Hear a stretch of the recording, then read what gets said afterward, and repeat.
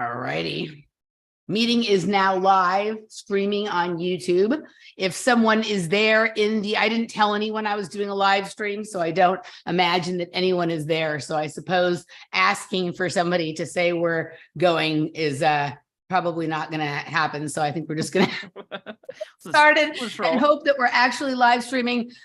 She is the rogue one herself, the deplatformed from the platform we are presently on, but making her triumphant return to attempt to piss them off again anyway. Miss Lindsey Scharmyn, welcome back to Strange Mosaic.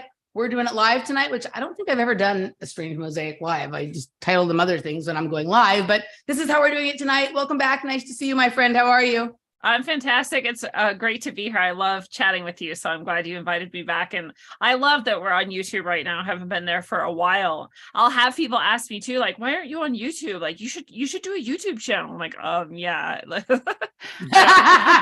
They won't let me. So, I mean, there's like some people that go to all of this length to like make backup channels and backup channels and side channels and start a new channel with a different email address and whatever. And I'm just like, yeah, that I don't know. That doesn't really work for me. I love talking with you too. And that's why I decided we should do this Strange Mosaic live, because I know that you aren't on YouTube very often. Usually I do pre-records and they don't go out for like a month until after I record them. So you're cutting in line right now, which hopefully won't piss off any of my previous guests, but I think all of them love you. So they'll be fine with that and happy to see your beautiful smiling face on YouTube once again. And yeah, like it's weird. Like it happened to you, like when it seemed like we were through the worst of that. Yeah. So it's surprising. So the only thing in my head is that you like just completely went off one day and you were like, fuck it, I'm just going absolutely off the rails with like no regard. It's like, shit, I'm already like at the bar. I'm just going to do some Coke and drink and cheat on my wife too. And whatever, like that kind of off the reservation. Because otherwise I can't, it's kind of surprising, but well, people have asked me that. They're like, well, what was the last few streams you did before they got you your final strike or whatever? And I'm like, they were super normal, average, run of the mill, like nothing spectacular. And the entire time I was on YouTube, I never intentionally censored myself. I would sometimes use like code words, like in the height of like the COVID mania or, other things like that. And, sort of, but I would always mess up too and end up saying it anyway, because I'm just not good at that. So I never was really trying that hard to stay there. I was never trying to piss them off either. I was never trying to get kicked off, but I was just doing what I was doing and seeing what happened. And for a long time, I got no strikes, nothing. And then people would accuse me of being, like whatever, a shill or something because I was still on YouTube. And I'm like, but look at my numbers. Like I never got higher than like 4 point something thousand. And that's great. I'm not upset about that. There's nothing wrong with that. But as soon as I went to Rockfin, I'm at 12,000 something now. Rockfin has an exceptionally smaller possible audience compared to YouTube. So after 4 years of YouTube, I was at 4,000. After 1.5 or whatever years of Rockfin, I'm at 12,000. So already it's really obvious that I was just stifled before those numbers even were comparable and I could analyze them like that. I also had people constantly telling me, I am subscribed to you. I will go to my YouTube. You're nowhere on my subscriptions list. I have to try to find you. I search for you. They won't show it to me. I search for Rogueways in quotation marks. It doesn't come up. I'm like, I know. And I can tell people this and they like don't really understand like how suppressed, right? Like this is like blackballed out that you can't even find me to subscribe to me. And if you do, you'll be unsubscribed and won't be able to find me again sometimes. Like that's how. So when they kicked me off, I was like, bye. Like there's no point to you anyway. It's like a weird thing. Like, and actually like, I'm not one of those people that is overly concerned with being suppressed or thinking it. I don't think about that stuff. I kind of don't care. It's not, whatever it is. Right. Right. But lately this has been coming up as a topic at the beginning of shows with various people. And like, this is my personal opinion about it, right? Is that I actually think that as we get closer and closer to truth, not the truth, because I don't think there's just one, the room is actually going to become quite small, because I think that there are some uncomfortable things that come up when you have like whittled away a lot of the inconsistencies in your own arguments and your own choices, also like coming to terms with how wrong you have been when you have thought you were right about something.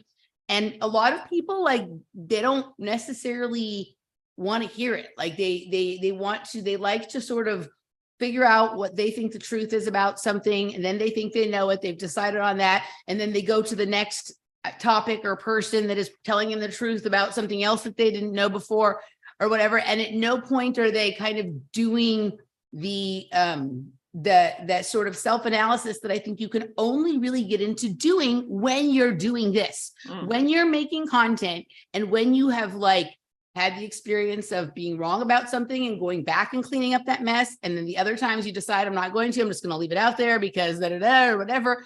And the self-analysis that goes on. So I feel like actually taking the step, if this is important stuff to you, to create content, even if it's on a very small scale, is part of the learning experience about discernment, about how far you really want to go with this and whatnot.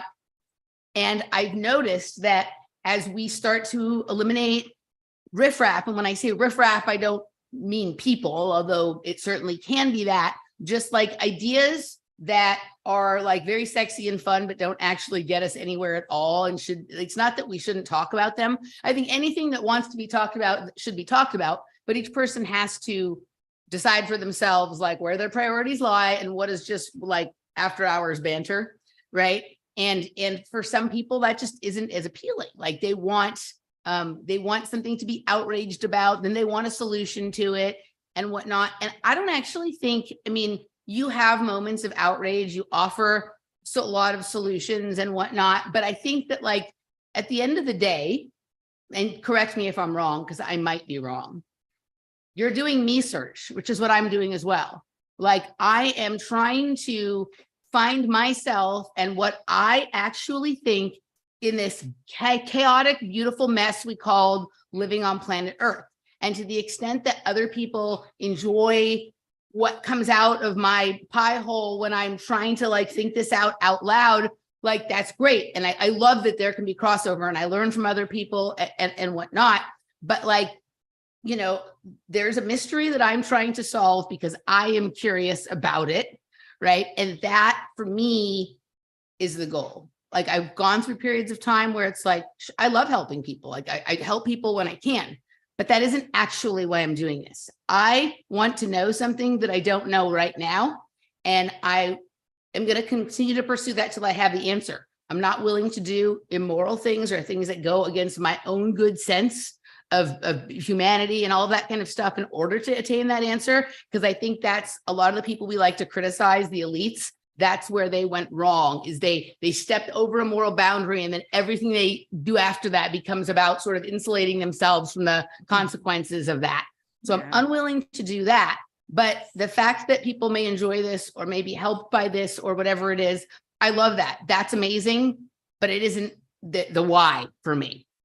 Absolutely. I actually, you know, I say the same thing with writing, and I've had people come to me and be like, I want to write a book. I'm going to get it published. I'm going to like do this and that. And I'm always like, cool, like do that, have that goal. And also just like, no, the only really good art you're ever going to make is art that you do just for you, right? You're doing it for your process, for yourself, for your reflection, because you want to, because you love it. If you're doing it because you hope to get published, or because you want someone else to like it, or because you need someone else to look at it and go, wow, what a great book, that's the wrong reason to do it. That's not going to be satisfying actually for you. You can still do that. You'll learn a lot, whatever. It'll be maybe fantastic, but it's not the same thing. And I actually, you know, what all of this comes down to for me is teaching. And I'm a teacher by nature.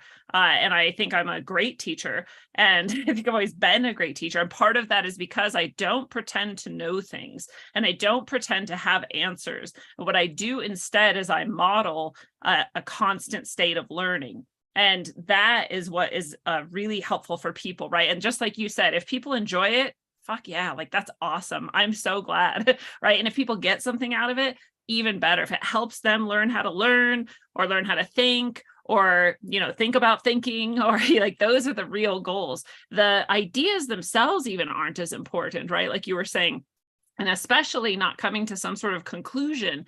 There are none, right? And if there were, like, well, then die then, because you're done. You got to the conclusion. What's after that? Nothing. So like, this is an ongoing process that extends to infinity, and modeling that for people, I think, is really powerful. And some people look at that and they go, wow, you're really open, or you're really vulnerable.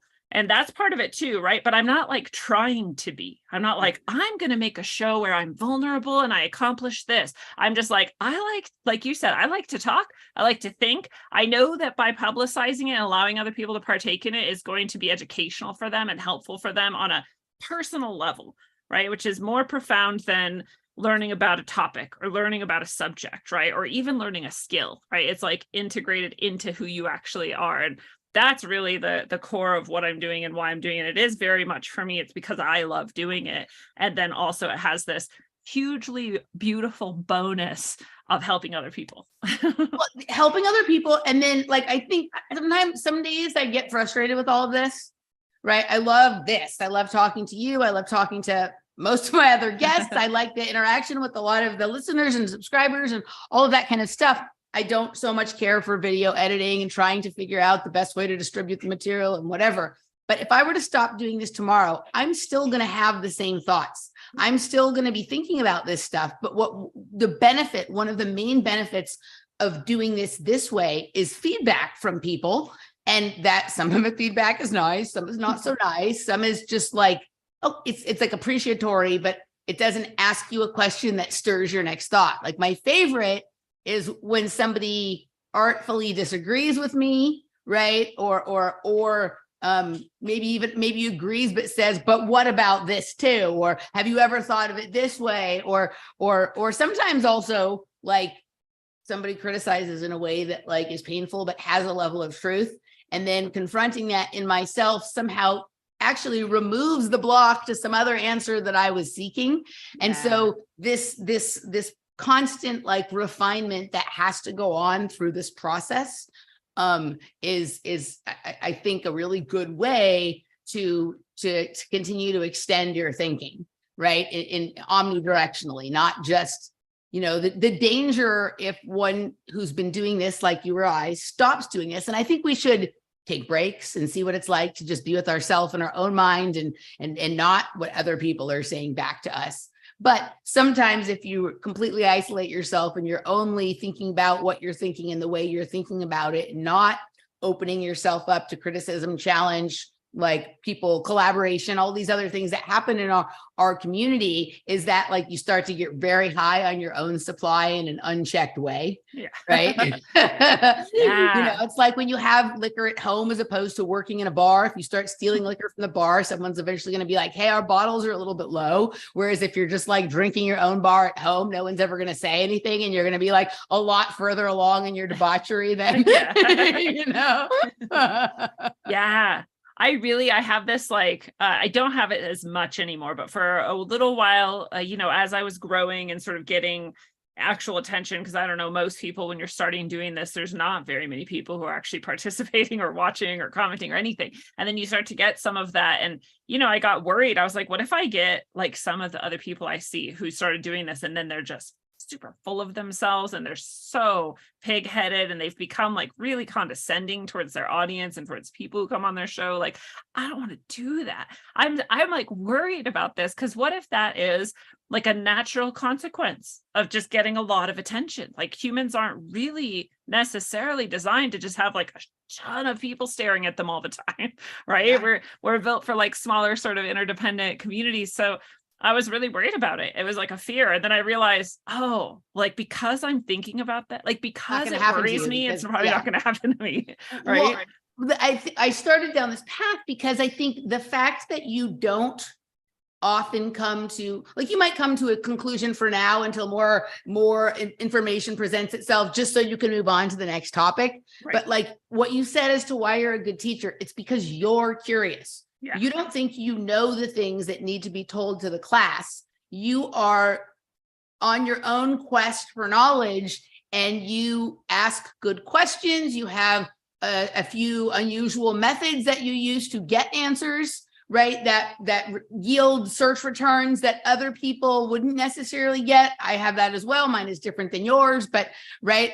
And so like, I think people can appreciate that. Like, that's always like, really the best teachers are the ones who are still curious and who learn from their students, not the ones who think they know everything and just basically want to come give a sermon, right? But that is part. So in my opinion, what I was saying about the room getting small, I actually think the suppression is not against an idea someone speaks of. The suppression is against the model or the method in which they use to impart whatever story they're trying to tell. And if there's not some angle that they can be boxed into, or some sort of like topic that they can be pushed into that allows for easy either audience capture, like the audience demands a certain topic talked about in a certain way, or monetary capture in terms of like sponsors, or just an incredible amount of people, like clickbaity kind of things like that, right? If the person is not geared for that, then algorithmically on some level, there's a suppression. It doesn't even require a human going, this girl is not really that easy to like get on board with our plans. That's the true. Algorithm does that. So there's two things. Like, I actually at this point have come to the belief that I don't think my material is content that would be popular with very many people. Right. Like, some of the things I'm talking about are really hard. And like, they sound crazy. Like I'm right. They sound crazy. Yeah. And if I weren't mildly entertaining, even some of the people who like my material would be like, this chick is just batshit. And some people say that in the comment section, right? Yeah. This chick is batshit and she sounds like she's on drugs. Like, it's funny. Like, when I was on drugs, and no one ever accused me of being on them, but now that I'm not, I've just had to become okay with all of this, right? But I just think that the topics that are actually going to free us from the tyranny we so fear, right, are topics that require they're not as hard. Like, it's this weird thing where like they want you to think it's so hard that you can't understand, so that you don't even try and you just outsource your thinking to professionals or the expert class, right? But the things are a little bit more complicated than just understanding the latest false flag shooting. Like, it's a little bit more nuanced, and it requires some research into things that are hard and boring, or right kind of thing. And so, yeah, it's just isn't as like, it isn't as dopamine hit producing as some of the stuff that like maybe even you or I were interested in 5 or 10 years ago when we were first, it had to be that, or we wouldn't have continued to pursue it. It has to be like really exciting in the beginning, just like a relationship. And then eventually like that like super exciting part of the relationship is over and you're to the point, it's like, is this a person that I can really build on something with or not? Are these ideas that I can really like expand into something that is meaningful or not? And it's just, the room gets smaller. It just does. And so I think that there's a certain degree of algorithmic suppression that is not personal. Yeah. And then there's the fact that like what we're talking about is hard. Yeah. No, and it's people really resist hard stuff. Yep. And I think about this a lot. I'm like, I hesitate to say never, who knows what happens or doesn't happen, but it feels to me like it would be nearly impossible for my show and my content to ever go like big, right? Like go viral or like whatever that might be called. I don't even know. Right. But and who knows if I would even want that anyway, but it feels like it'd be impossible for those exact reasons. Like most people would just go, what? Like what? Right. Like they can't even start to like hold it because it's just so not even close to their as a teacher, we call it zone of proximal development, right? Like it's nowhere near their zone of proximal development. So they literally can't even like connect with it. So it just like goes floating by and they're like, that was fucking weird. Like to them, that is like being on drugs, right? And that's the closest they can come to understanding what that is. It's either insane or it's on drugs. Like there's no other thing in the world that has been so incomprehensible to these people. And that's not even necessarily about like IQ or anything, right? Sometimes I just say that to make it easy, like, oh, low IQ people can't handle my stuff. But right. it isn't really that. It's not really low IQ. I think, and some of this is part of the reason some people avoid hard stuff is they already have a hard life. They already have 5 kids and a hard job. And like, even though this is part of their truth pursuit, and I'm not denying that that is that is what it is for them. Right. It's like you can only have so many seriously challenging things going on at once before something has to give, and one thing moves into something you just kind of do when you have time, or you do it a halfway, or you need it to be somewhat entertaining, or whatever it is, right?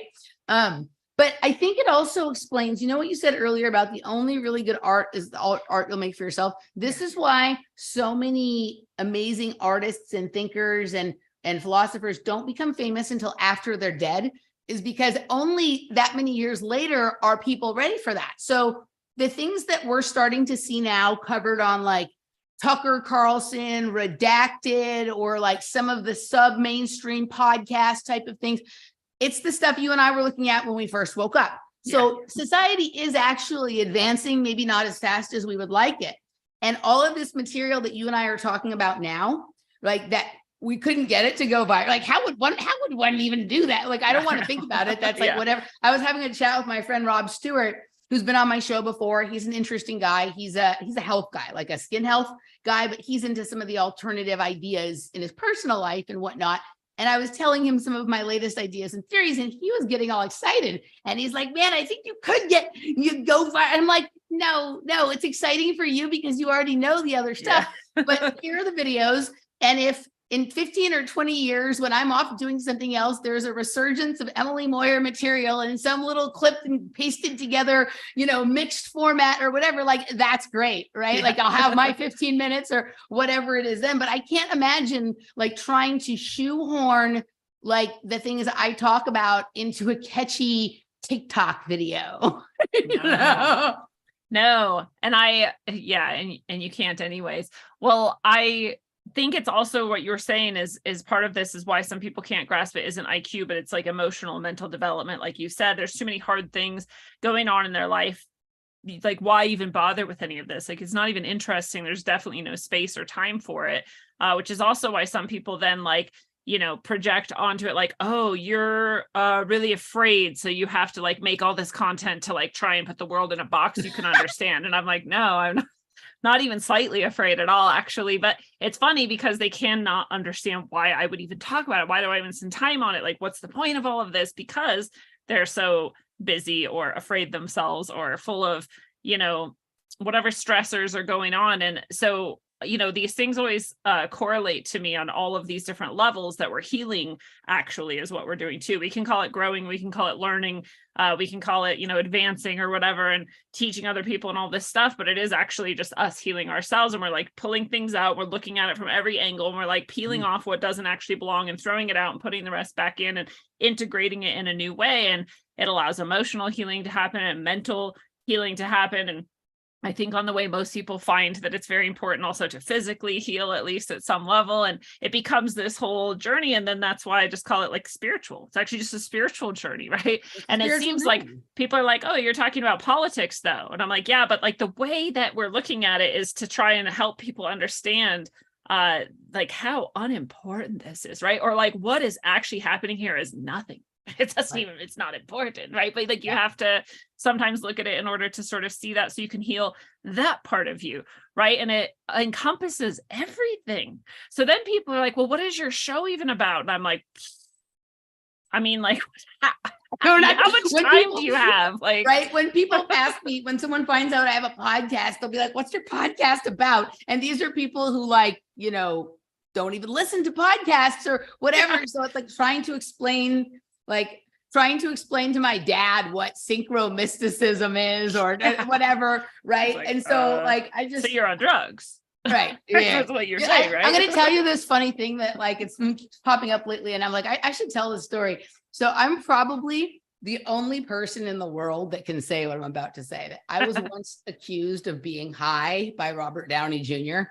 and I wasn't even high at the time, right? That's awesome. So like I'm probably the only person that Robert Downey Jr. looked at and went, wow, that chick is more fucked up than I am. She got to be high, right? That's awesome. And right, like it would have been. I can't decide if it's a better story if I wasn't high or if it would have been funnier if I was high, right? But like I never. There's been like someone had a meme with him, like the Iron Man meme, and it reminded me of that sort of situation. And I had told that story to someone just in person, in my regular life.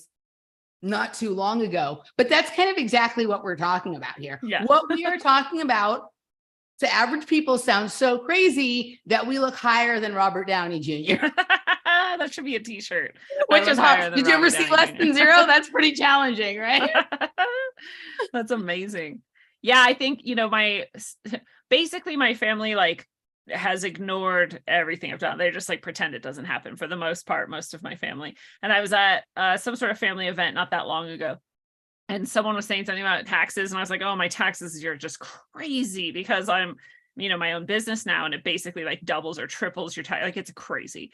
And someone was like, and everyone just kind of like brushed it off. And then one person was like, wait, like, what do you do? And I was like, well, 5 years later, thanks for asking. Thanks for being the first person in my family to ever ask me what I've been doing for the past 5 years. But here it is. And I was like, wait, what do I actually say now? Because nothing I say is going to make any sense to them. So I just said, I'm kind of like a life coach. And that was all I could like muster for like the normalcy of a family dinner, like response of what I do, And I was just like, wow, I really like, how would I ever explain it? It's like, how much time do you have? Like, it's not an easy answer, but it's perfect for the people who it's perfect for, right? Like they need it desperately because they're also at this place where they're in this liminal state of like leaving behind kind of the majority of what is known and safe and moving out into like less known territory. And it's nice to look around and see like, oh, okay, there's other people here actually. Like I'm not alone. There's less people here, but there's other people here. Like it's all good. Yeah. My situation with my family is kind of the same. They basically just ignore whatever this is. Yeah. Like everyone is just relieved that I'm not locked in my bedroom. Like I don't know what they know about what I was doing. They know that I wasn't functioning out there in the real world and that I spent a lot of time in my room and on the computer and whatnot. So like, I think people are just happy that I'm functioning and that I seem well and all of that kind of stuff.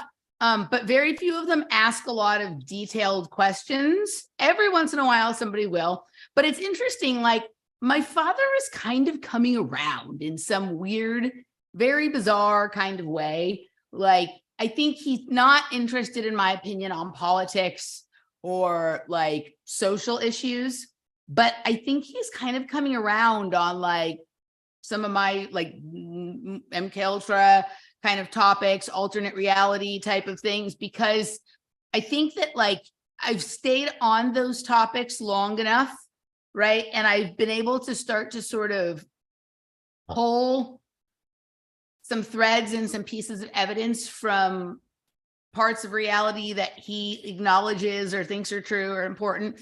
But also like I have asked him a lot of questions about his family, him, my mom, her family, their time in South Africa, their time in London, their time at UCLA, different types of things. And then not just like next week or next month, but a year or two later, I will come back to him and explain to him like one of my threads and show where that piece he told me fits in. And then he can't start denying the thing he told me was true. And if I can lay it out, like this is actually, I think, part of what's helped me become good at these really crazy synchromistic strands and threads, right? Is like, it's very fun and easy for me to be sitting there at Conspiracy Cocktail saying the craziest thing I can think of to come up and say, and we're all having a cocktail and these people like me anyway. So yes, they're applauding and I keep going and whatever, right? But it's much harder to put together a synchromistic thread that somebody who doesn't understand or believe all of the beads on that string also can't deny the existence of some of the beads on the string, right? Like having to, and I'm always determined to find a way to talk about some of these things with him that he can understand. And I feel like that has helped me to understand it better. If I can only explain it to people who already know what I'm talking about, I don't know if I really understand it. It's just like confirmation bias from everyone else who's trying to circle the same wagon and hasn't quite figured out how to get in and drive away yet or whatever it is. But when I'm able to at least make him understand what I'm talking about to the level that he's like, well, you may have a point right there, right? So if I have one point, then it's possible that there could be other points as well. I think has helped to sort of sharpen me. But yes, I felt, and I just also, I'm going to do the obligatory accuse you of being a shill because you pay taxes. Yeah. Right. You have to. Right. I don't know if you have to, but at this point in my life, I have chosen to uncomplicate other aspects of my life by doing that for now, as I still actively seek solutions for a path out of that. Right. Oh, no, I meant you have to accuse me because I do. Oh, yes. What I ended up doing was I ended up, complaining, which I'm trying to do way less of publicly. I'm like, nobody needs to hear any of the shit. Like, it doesn't matter. I'm trying to adopt a little bit more stoicism, right? Also for reasons that I don't want more and more people to magnify this view of myself that might be negative, right? Not because I want to hide it, but because I don't want it to be extra manifested by all these minds, right? So that's also another reason why I'm trying to do that. But I did complain about the tax thing publicly, and I just so happen to have a person who's a fan of the show who's worked for the IRS for decades and is now an independent tax, preparer, whatever you call accountant, I don't know. And he was like, oh, I have some solutions that might help you, reduce that legally significant amount, and did. And so I'm so glad. I'm so glad I complained about that thing because it saved me so much money. But I would love. You did it once, right? Once, yeah. Complaining once can be helpful. Continuing to complain, I don't know.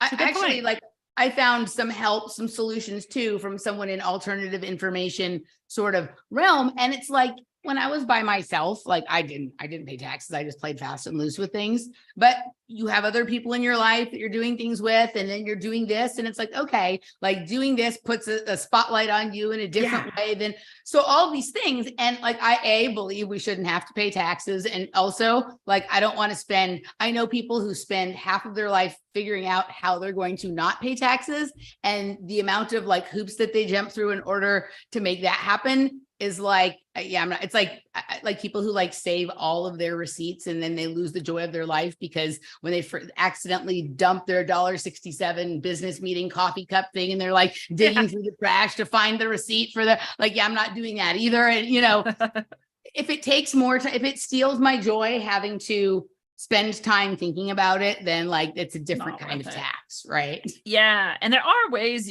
around it, right? But I also, we've seen people, I think, in this circle, and who knows how many of them are, I don't know, real or just there to scare people or what, but enough stories have gone around with people in our sort of larger community who have been targeted because that's the only thing they can be targeted. They haven't broken any other laws, or, this is the one thing. And so the IRS gets sicked on them, and, it's retaliatory or punitive and super unfair and corrupt. But it's if they can do that, it's one less thing for me to worry about, battling, because that's the other thing is you could spend decades battling this then. I'm not dealing with that. What you just said reminded me of something that I meant to say back in the beginning.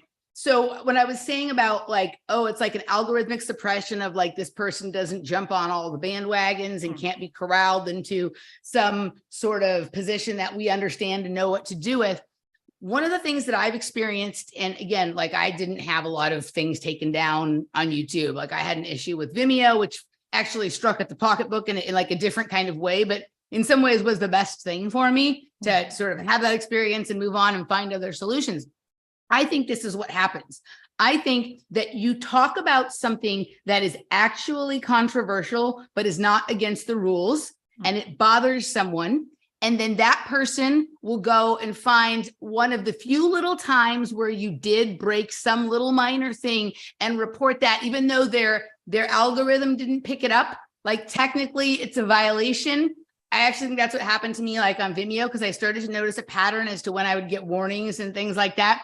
The things that are actually controversial are allowed to be talked about on YouTube. They would just what they would really prefer, what they love when we talk about, is the things we can't talk about on YouTube. So they might not let you say those things, but they want you to make really long podcasts talking about how unfair it is that you can't say that thing, right? And complaining about the censors and this and that, because when you're doing it, you're not talking about the thing, but they're actually kind of okay if you tell people to go listen to you talk about that other thing over there, because that's not the real controversial thing. So now you're 2 layers removed from anything controversial, and you've run out of time to talk about the things that you're actually interested in and are actually controversial. So you know what I say? Let's get to that right now.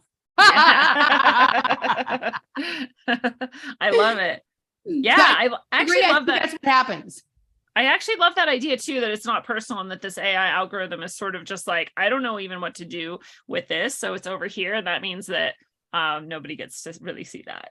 Like, think about during the years of the lockdown, that consumed everything people were talking about. So let's just say there was a really controversial thing going on that they didn't want anyone to notice or talk about. So they got everybody to either talk about COVID or talk about how unfair it was that they couldn't talk about COVID in the way that they wanted to. They then bought themselves 3 years of these other more controversial issues that they were hard at work trying to master from being talked about. Yeah. They bought 3 years getting everybody to talk about the thing that they said they didn't want them to talk about, but they really wanted them to talk about. And not the techno-communist digital prison. Well, that or nuclear fusion or does DNA exist or any of these kinds of things, right? Yeah. That are actually where the heart of the conversation, I think, should be. So let's get to some of the things that you wanted to talk about, and we'll do a little bit of it. Like let's do a run here, and then maybe, because I very seldom do live streams, we can also just check the chat and see if anybody has any interesting question or comment to add or offer. So let's do a little run of whatever rant we're going to have here, and then we'll do a few little questions, and then we will move over to supporter segment, which will be pre-recorded and not live streamed, so people have to check back for that later. But let's talk about your techno, what did you call it? Your techno-fascist communist AI takeover? Because I haven't been focused on that. So tell me all about it. The techno-communist digital prison. There you go. That's being called. I actually got techno-communism from the second smartest guy in the world. So I have to shout him out. There's a Substack that's called Second Smartest Guy in the World, and it's really great. It's well done. I've read it before. He used to do it by his regular name, and then he switched it to Second Smartest Guy in the World, right? Okay. I have no idea who it is. I was reading something from him the other day, and I was like, oh, this is a new Substack. And then I realized it was the same person I used to read under a different name. Wow. Yeah, I have no idea. And I have no idea if he's actually the second smartest person in the world or not. Because there is actually a second smartest person in the world who got fame for being the second smartest, like the second highest. Like there was an award IQ. that they gave out, right? Yeah. Like one of those weird competitions in the Soviet Union in 1983 or something. Yeah. Who has the highest IQ? It's weird, actually. IQ is a funny thing too, because I had this friend in high school who was exceptionally smart. Her IQ was something like 140 or 150. It was very, very high. And so she got, snatched up by the secret powers that are psychopathic, and I never heard from her again. Like, I have no idea if she's in the breakaway civilization now, or what the hell is happening. But she just disappeared into that. And I always, she's part of the breakaway civilization. Is that what you said? Yeah. Yeah, probably, right? That's my best guess at what is actually happening with her right now, is she's running the breakaway civilization. But yeah, there's that whole idea of whether or not IQ even exists. But I'm well, I just don't think they would use it as such a measuring stick to snatch people like her up if it wasn't actually indicative of some sort of higher level of reasoning. And I get the whole cultural argument against it and for it and whatnot. But I do think that our reasoning skills are not fixed, but tend to be in a range, and that some are higher than others. So, but yeah, so I got the techno-communist word from him, right? And we're in a techno-communist push, right? It's definitely communism. And communism, the easiest way to understand it is that the psychopathic powers, whoever is, has the centralization of power, wants it to be more centralized. And that's all communism really is when it comes down to it. What it's sold to people as is this redistribution of wealth and this fair, more equitable, everybody, blah. But it's not that. And it never has been that. And it really is just the communist state controls everything. The communist state controls all economy, all everything. And it's it's fascism heavy, actually. There is no corporate government connection because there's no more corporate, because there's just government. So like it's worse than fascism. Is a corporation. Like these people who are all upset because the corporations and the government are in bed with each other. I'm like, yo, the government is a corporation. It literally is a corporation. Yeah. Right. Like I love to listen to these. I love this. I can't exactly explain to you why I love this. Like I, for some reason, love to listen to things I disagree with. Mm-hmm. Right. So there's this YouTube channel called RBN. It's Revolutionary Blackout. And these are, I don't know that they would call themselves communists. They would probably refer to themselves as like Marxist or working class. They fight for the working class. And I love listening to them. They're really funny, right? But their analysis of things is like almost identical to yours and mine in terms of like what is wrong with the situation.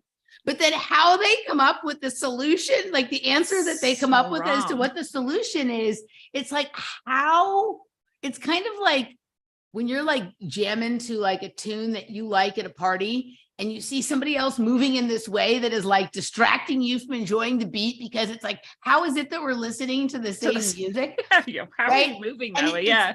It's, but I think it's kind of like, I think there's this weird type of mind control that has to do with resonance, like frequency resonance. And so what you were just talking about your friend, like my mom also has very high IQ. My mom, or she did, she passed away, but she got one wrong on her SAT, but she also struggled to find her way home from the gas station sometimes. So one type of intelligence doesn't mean you have another type of intelligence. That's true. I think that actually sometimes the most intelligent people in the IQ or SAT or whatever way are the easiest to manipulate, because you understand the layer of the cake from which their reasoning comes. And so all you have to do is like play a tune that resonates that layer of the cake. And then that's like the puppet, it gets them sort of going. Right. Yeah. And so I think like when I hear these people in unison, like offer these ridiculous, government is so corrupt and whatever, but let's all have government healthcare as the solution. Yeah. No, single payer doesn't mean everyone has the option of healthcare. It means everyone has the same healthcare. We want the government. It's like, what the fuck are you talking about? Yeah, but I think that there's like a resonance. There's like a frequency that is, when it's played, everybody who is like, that frequency based, and when I say this, I don't mean it in a hierarchical, like you have a high frequency or a low frequency. This could get down to even like the food you are eating, or what salts or metals are in the water of your city's system and what it's combined with or whatever. Like when there's an idea that has the resonance of like 3% lithium, 27% fluoride, this then like everybody who has that balance like inside of them will sort of snap to that. And like this idea that doesn't make sense to anybody else outside of that frequency band becomes like the marching hymn for them. Yeah, that's actually feels like what has been going on more and more in the past handful of years as well. Because it's just like a switch will be flipped and all of a sudden everyone's like, yeah, social distancing. And you're like, what? You didn't even know that word 2 days ago. And now you're like yelling at someone about it. Like, this is crazy. But it came along with the deprivation of oxygen. So they now know that everybody has 10 or 15 or 20% less oxygen than they normally have, which means that other things are higher. And so if it's almost like the call comes from that level of whatever, like, okay, like this is the layer of the, the band that they have like the radio frequencies on, like this one somehow geometrically correlates with deprivation of 20% oxygen. So when we announce social distancing, let's announce it on that radio frequency band. And when people hear it that way for the first time, it'll be like God's voice coming down from the mountains and, whatever it is. Right. Right. Yeah. And I also feel to take it back to that resonance and that frequency is, when you get like super new age about it, people are like, oh, raise your frequency, man. Like, just like be happy and just like go higher and just like be like this.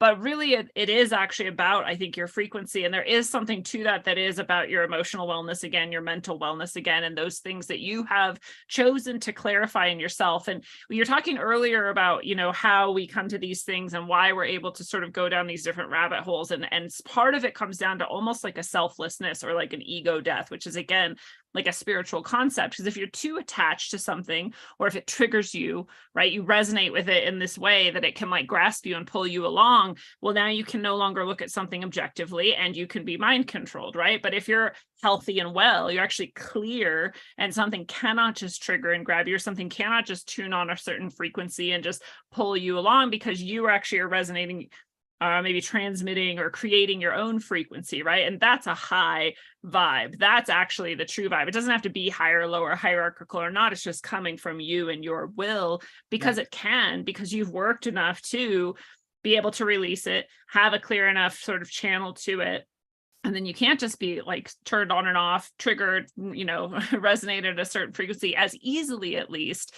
So I think it comes back to that too, where you actually get to decide. And that comes back to too, like you can't actually decide though, if where you're sort of living at or stuck at is in this like 9 to 5, like worry about the kids, like you need to like sweep the floor. I mean, we're all doing those things too. But if that's what's like fully occupying you in this emotional cycle, that you can't sort of like release that, put it down and separate from it, then you can't really move anywhere else with that. There's no judgment in this, right? It's just is true. But you get to choose, but you also like can't just make it up and pretend it has to like actually happen for you. I think how much you are like, I think some people are more strongly projecting out their energy field and others are not. So they're being impinged upon by the energy field of others, right? And this isn't just like, oh, this person always has a strong energy field. Or we go through ups and downs. Like when we are feeling confident, we know when we feel in alignment, we radiate out. Like you talk about, oh, people are glowing or they're radiant or whatever, but also that you're sort of imposing yourself. And I don't mean this in a authoritarian way, but you're imposing your will on reality, your energy, in the sort of aligned way. And when you're not doing that, the aura around your body is smaller and others people's can move closer to you, right? And so I think that is kind of what we're speaking about here. If it gets to the point that you're being more influenced by the energy coming at you, then you are influencing by what energy you're projecting or emanating from yourself, then that's where that wishy-washy sort of space where you're then vulnerable or susceptible to that. And we talk about like some people as being like magnetic, right? And other people as being like easy to magnetize, right? Like some people, it's easy to suck some people in and others are really good at sucking, right? Some people get sucked and some people do the sucking, right? So it's just kind of, right? So I think it's all of these, but I think this is conscious awareness of your unique system and like when it's in balance. And I think this gets into some of the elements and stuff. Like I've been looking quite a bit at the periodic table and more specifically at Walter Russell's periodic table. I don't know if you're familiar with Walter Russell's periodic table, are you? Well, I'm not as familiar with his periodic table. I'm just familiar with his work in general. So let's show you Walter Russell's periodic table. I also want to say while you're pulling that up that it's all, people I think assume that big aura, that strong aura, that projecting ability is something to do with sort of bravado or braggadociousness or loud, whatever. And I would say it's almost always the opposite, right? And I know you know that too, that those people are actually like compensating for their weak aura by like being loud and telling you what to do and telling you how great they are. And, how stupid you are. Yeah. Yes. And my love likes to say, like, dude, the person you need to be scared of in a room is the quietest person, not the guy who's like, I'm going to get you. I'm so big. Like, that's not the person you need to worry about. I'm like, that's true, right? We've all sort of seen that in our lives, I think, but it's easy to forget that it isn't about that at all. That strong aura is often like this most subtle. Yeah. The person who's also the most settled in themselves, like the person, right? Like sometimes quiet can be confident, but sometimes it can also be unsure. But when someone is just settled and comfortable in themselves, and they can talk and interact or not talk and interact, and either way they're fine, right? That's a person who's like taking in information and generating information like in a flow. Yeah. That is what we're talking about here. Okay, so Walter Russell's periodic table is, if you look at it head on, it's like a vortex, like a spiral. And then if you lay it out. Oh, I have seen this. Yeah. Right. Then it looks like a serpent or whatever. Right. Let me just find the one that is the clearest when I try and expand it. So I have this book. No, that one's not. But clear. I haven't like explored it as deeply as I would like to. Yeah. Okay. So he has. That's exactly what you and I have talked about timelines a lot. This is exactly how I view timelines. Like there's some points I'd say I don't even know exactly what's going on here in this image, but those black points, let's say on the middle line, are like the points that like have to happen, like they're fate, let's say. Right. But all these other lines are like pathways you could go. And this is like your free will. You could like choose which way, but you're always going to end up right there, but not necessarily any of these other points. Yeah, I mean, there's a million things, but 100%, there's a million things you can do with this, right? So if you look at what this is, he has the various elements from the periodic table grouped into octaves. God, he's so amazing. Right. And each octave has information about it, right? That like each octave has certain characteristics, like general characteristics. And then within that, each element in that octave has more specific sort of characteristics, and then the way they interact. What's interesting, if you look at these, like let's say that we look at the black dots that you're talking about as nodes, you'll notice that like in between each node is almost like some of the same mechanics we've looked at before in terms of like particle accelerators and things like that, or a spinal cord, like they have an area where there's like a series of stacked sort of discs or whatnot. And that exists between them on the curve here. But then also if you go like straight up the line, just like like it's just laid out sort of differently around it.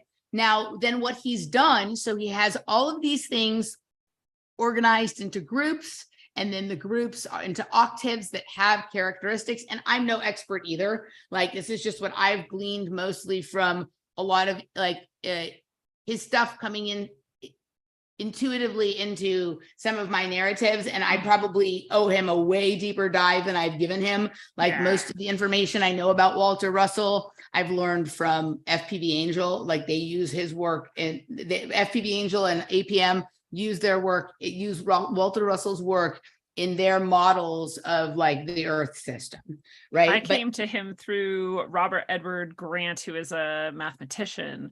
Okay. He's a geometer. And he looks into a lot of the geometries of the ancient temples and stuff. But he is so interesting because he's super mainstream normie, but then he's like not at some crucial junctures, and he goes deep into this type of territory every once in a while. He's pretty beautiful. But yeah, he's like kind of Walter Russell's having this like resurgence from all these different areas. And it's really interesting. We were just talking about people who sort of have their time like far after their death, and here he is. Right. If you look at some of the more, he has like a million versions of his tables and his graphs and his machine and whatnot, but he also has specific colors associated with the groups and the harmonics. So there's a million ways to sort of classify this. And then you can look at them through like cross sections from up above, and then that brings in this design, which I've talked about forever, the quatrefoil, which is like sort of the negative space of the Templar's cross and this kind of thing. And it opens up all these different ways of looking at reality that I think for people who have creative minds, like the standard way that we're taught might be difficult. But if you can like move and look at it from a different angle, there's going to be one or two angles that you're like, okay, now I get it. And then you can see how it relates back to that center line that you're talking about. Right, with the black dots just sort of going up it, right? Like, this like someone, if you say, oh, the reality is laid out in a straight line with faded points and whatever, that sounds kind of crazy. But then if you go and look at some of these other graphs and you show how this color correlates with this sound and this number and whatnot, and then you can see, like, for them, if they're a musical person or if they're artistic and they work with color and whatever, then there's just many different ways to understand what otherwise would be like chemistry and biology that they're not really quite getting, right?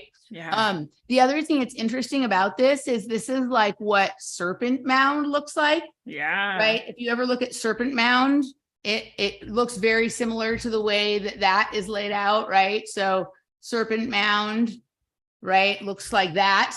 Yeah. Pretty much going through, but it also, and this was an interesting discovery as I was digging into DNA, which I think we'll talk about in the supporter segment. If you look at what mitochondria looks like on the inside, right? Yeah. It has that same sort of serpent wind to it. Yeah. Right.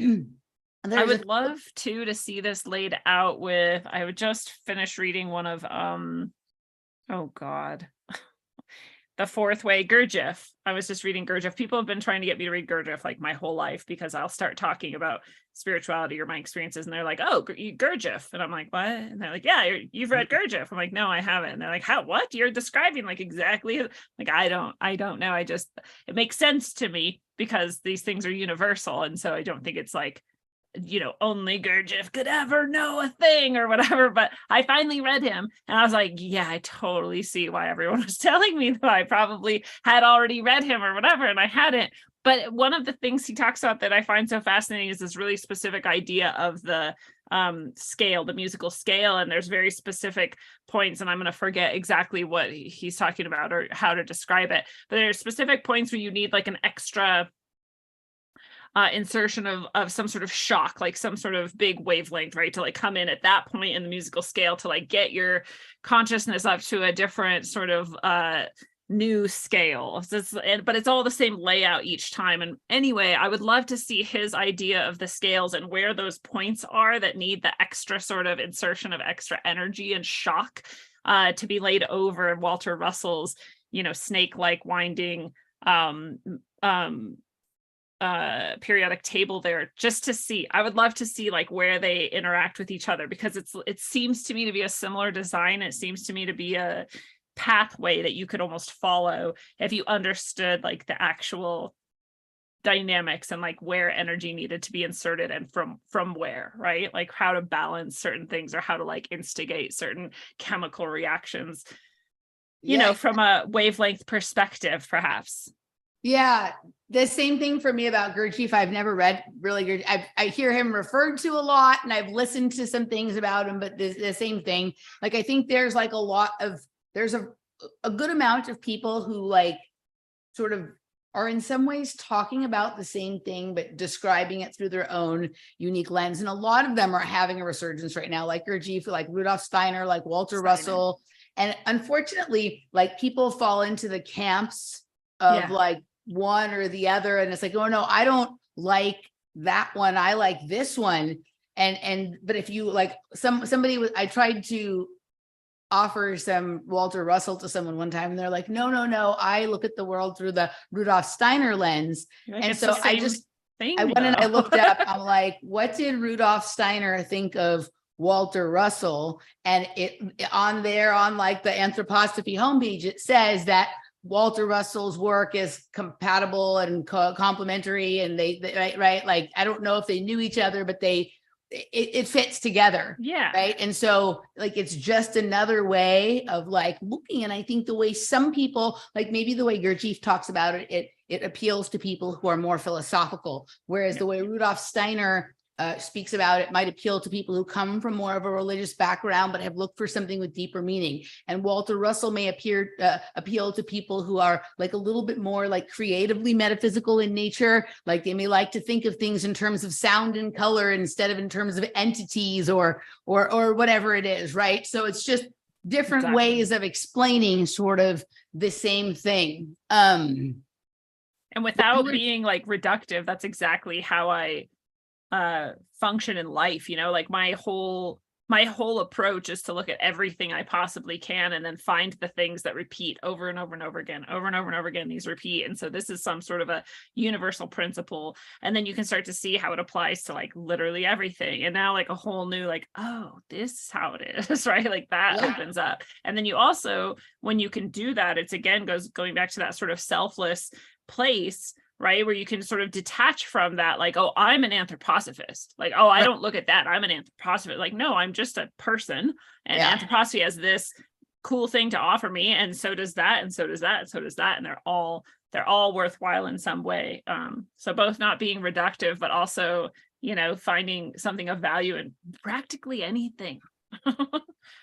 So when you were talking about like a template and inserting energy, like, I don't know, like I like techno music and electronic music, and I've oftentimes like watched my friends who produce those kinds of tracks, and some of them have like a very specific template that they don't really deviate from within one style of music, and others it's a little bit more flexible. But yes, they understand like every so often you need to insert a sound like this, you need to do a build for this long, you need to drop here, right? And it's a little different if you're making techno music or house music or drum and bass or whatever, but it was the same in like with classical symphonies. It just that those just weren't rhythmic in terms of like a beat, but they would have times when it was very slow and melodic and other times when it was played with much more force, and it went on a pattern. Like if you ever like, my dad took me to the symphony and to the opera a couple of times, and sometimes I would like doze off, and then all of a sudden there'd be like right, and then you're kind of, you know, awake again. In the same way that it happens in electronic music, it's just they're totally thought of as different things, but they're not that different, right? And it is what you're talking about. You have to insert energy to keep people to keep people's energy interested and invested in something, but also if you're trying to create motion, if you're trying to, whatever effect you're going for, like there's a sort of, even with athletes, with exercise, like when I watch tennis, sometimes when they're sitting down on the changeover between ends, you'll see one of them take a bite of a granola bar or drink a little bit of Gatorade. They don't do it every time, but every so often they need an insertion of a little bit of fuel or energy in order to sort of keep the pace, right? So yeah, and I think our lives kind of do that for us too, if we are receptive to it and responsive to it, right? Like we'll get into some sort of a groove and it'll be going and going and going. And then our life will be like, blam, here's a crisis. And we're like, oh no. But actually it's like, well, if that crisis didn't happen, you would just start to sort of like, it like reshuffles the deck. Yeah, like, yeah, it does. And that, you know, you'd like crash otherwise, but now you're like re-energized and you're like back up and running in a different direction even perhaps. And that was like, yeah. Yeah.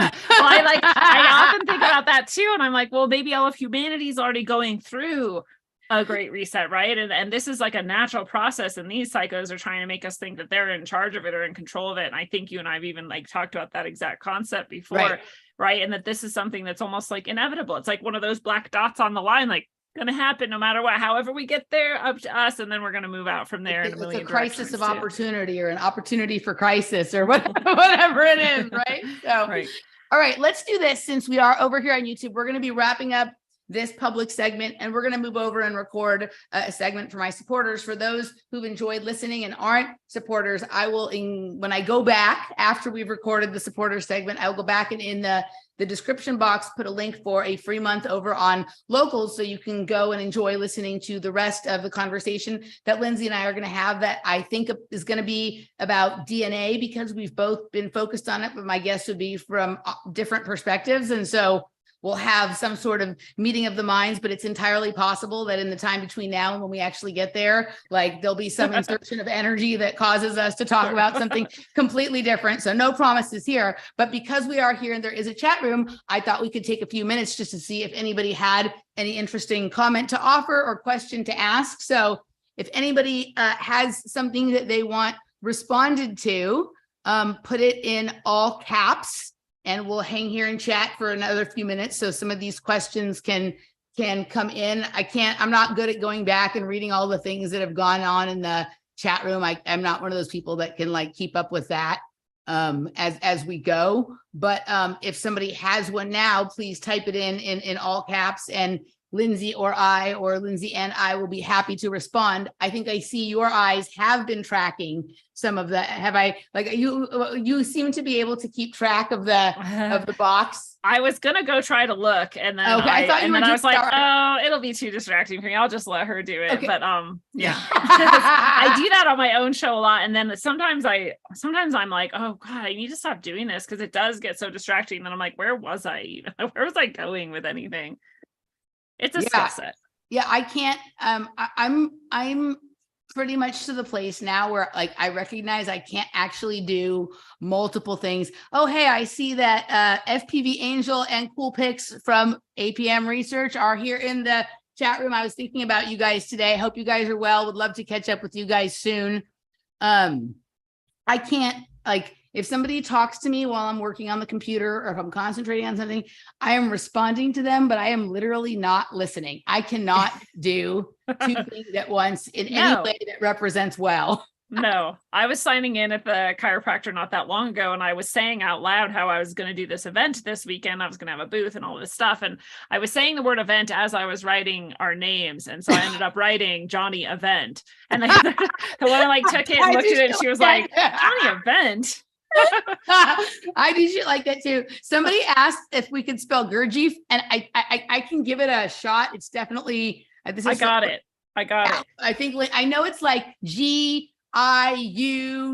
or GUD. I don't know. You do it. Go ahead. You're close. It's GURDJIEFF. Okay, I knew there was a DJ. I knew there was a DJ in there somewhere. I hope he plays techno.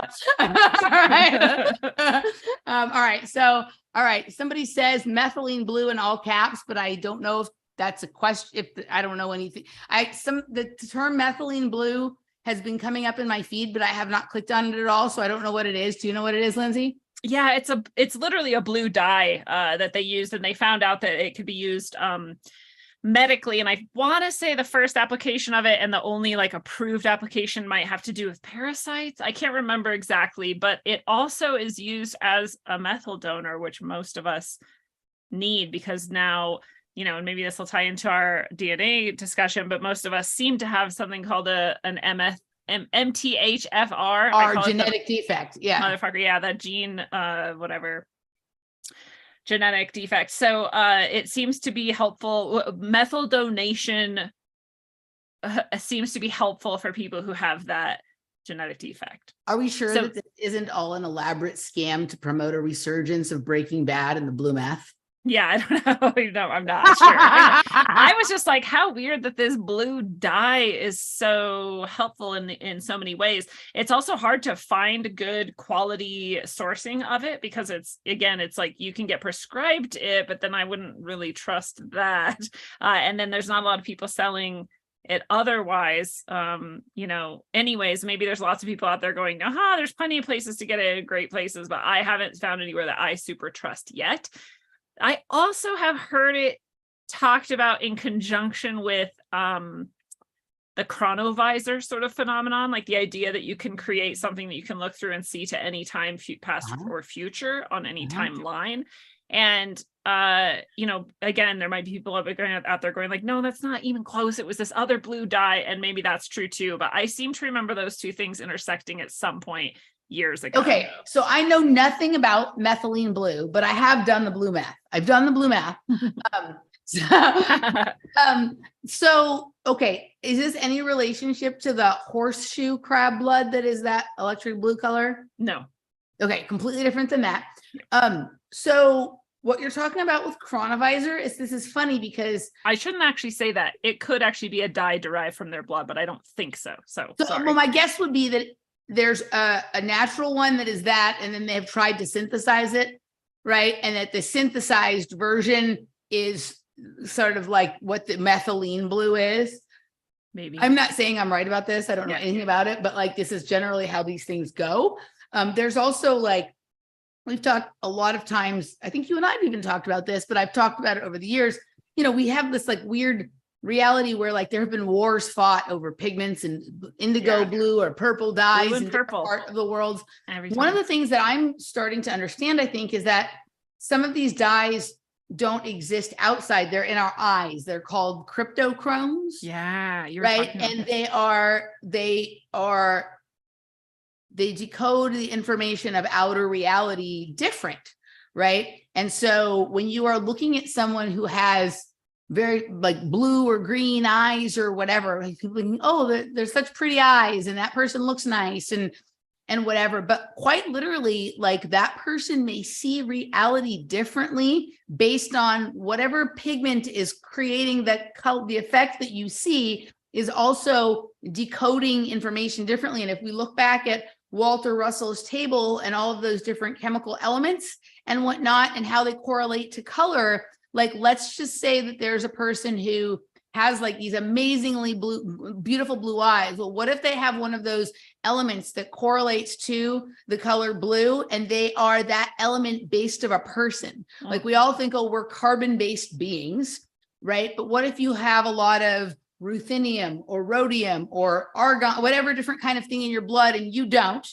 And like, right. And so everything we're attracted to and everything we're good at and everything that determines how we process certain foods or not is like related to that. Everything is spinning around that basis because there's that much percentage of that like dominant element in your blood in addition to like the ones that everybody has. Like, what if we all have similar, like we're all carbon-based beings, but within that, some humans have a lot more of this element in their blood, others have a lot more of this element, others have a lot more of this element, but we're calling us all Homo sapiens. What if like the differences are really quite large, even though we seem to all be similar, right?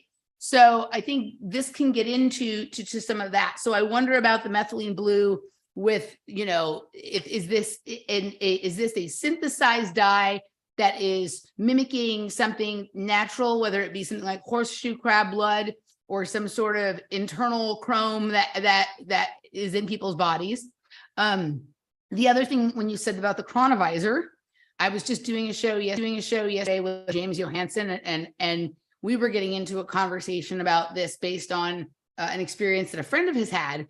But I see blue lights, right? Like for the period of time between like 2010 or 2011 and 2014 or 15, maybe 16, like if I close my eyes and lay down, I saw this very strange array of blue lights in my head.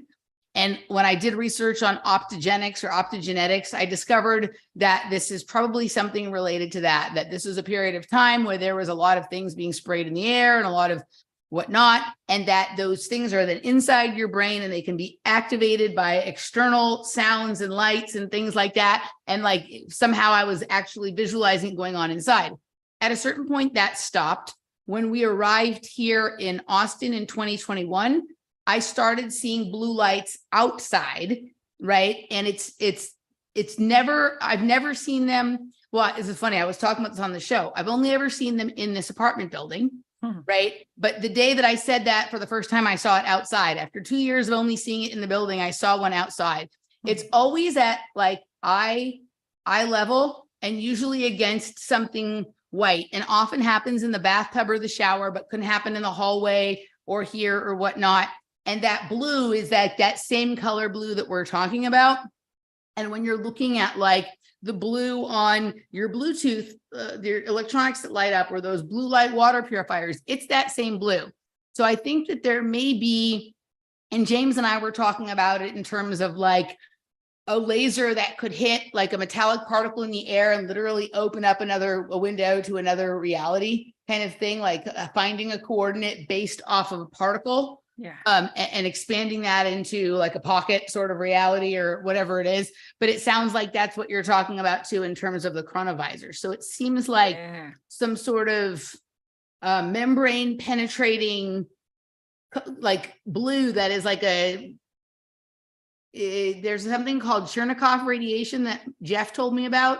That is when there's a particle traveling faster than the speed of light, if a person can perceive it, it will look blue. Not everyone sees them. So like when I see I think I just did that right. I may have gotten something about that wrong. Laura doesn't see the blue lights. I see the blue lights. She says she's seen some red lights somewhere or whatever, but I always see it. It's always the exact same color of blue. It's never different. So maybe I'm catching a particle that's moving faster than the speed of light, And just for that second, I was able to see it for 1 second somehow. Right. Yeah. Is it Never stayed. Is it opaque or transparent or Well, it's definitely see-through. Like it's like it's like a very like sometimes there's a light that's just like it's almost like it's opaque, and then there's some that are just very vague, and they're like you can see them, they're clear, but they're like almost it's not immaterial. vague. It's very bright, but it's just there for a second. It's almost like as soon as it knows I saw it, it disappears. Like I catch it, right? Like I'll turn and it's there, and then as soon as like I lock on it, it disappears. It's almost like a sentient. It's like there's a sentience to it that knows that it's not supposed to be caught, and so it's like I can never like stay looking at it for a long time. As soon as I see it, it goes. Right. That's fascinating. Yeah. Right. All the lights I have experience with are orange, and they're all like little balls of consciousness, but it's a totally separate phenomenon. But when you were talking about, blue and seeing reality possibly differently, and it also, now we can maybe tie it into some genetic stuff with the MTHFR genetic disruption and more. I've been on this whole Aryan theme for a while, and I know that's like a super, super touchy word and subject for a lot of people, but if you could possibly divorce yourself from the emotions of it and the perceived, concept that has been made popularized in a very negative way, and imagine that there was, a race of people that is the predecessors to our modern understanding of the very short history that we're allowed to sort of have some sort of knowledge about. People who came before then, perhaps were called, let's just say, the Aryans, tend to have blue eyes.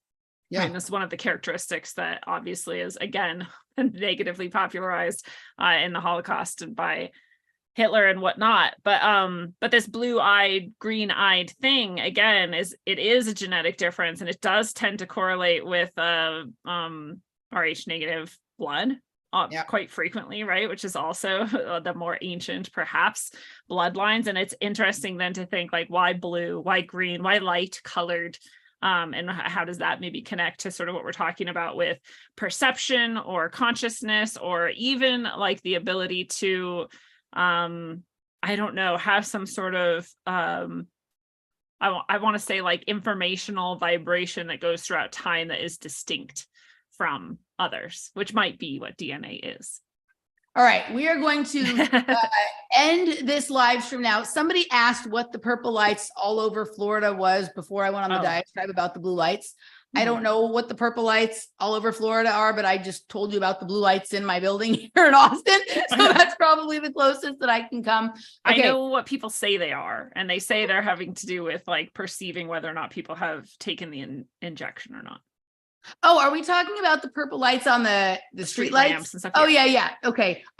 Here where they are mostly in Austin are in the overpasses from freeways where there's a lot of homeless people hanging out. So I also think it's entirely possible that there's some way of like detecting what's in people's systems when those lights are on. And so if they're like trying to, the other thing I think, like my more far out there opinion is that they allow for detection of someone who has recently traveled. When I say travel, I don't mean on an airplane to California. I mean someone who's been moving up in interdimensional travel, which cool. A lot of, in my opinion, what's going on with some of these homeless camps is that they're serving as almost cover for people moving in and out.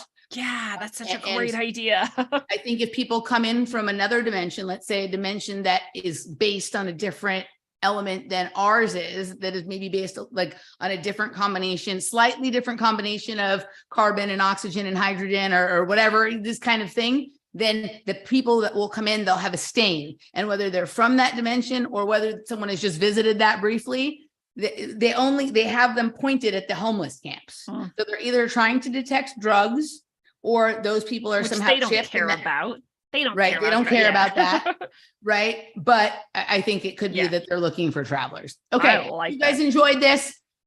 Later tonight, the rest of this episode will be posted at patreon.com/offplanetmedia, emilymoyer.locals.com, where there will be a promo code down below for a free month, and rockfin.com/Emily Moyer. Lindsey, tell people where they can find your fantastic non-conclusionary, without solution, open-minded quest for information. Thank you. You can all go to rogueways.org is the best place to find everything I do. If you're just interested in the podcast, then search any podcast app for Rogue Ways. I would put it in quotation marks together so that you actually can find it, because it does, again, seem to be outside the algorithm for whatever reason. And on rockfin.com/rogueways is where I live stream. You can find the videos after the live stream's uploaded to almost every video platform except YouTube. So Rogueways is the name of the show, and rogueways.org is where my books, my one-on-one sessions with people and more are at. And thank you, Emily. It's been awesome. Awesome. All right, guys, we will see you on the other side.